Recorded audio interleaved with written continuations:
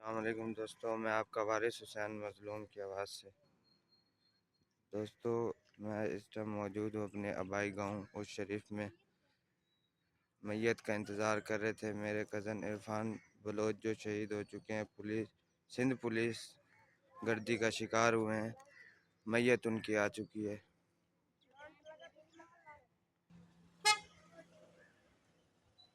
ये है जी, मैयत आ गई है इस गाड़ी में, पीछे हाई रूफ में।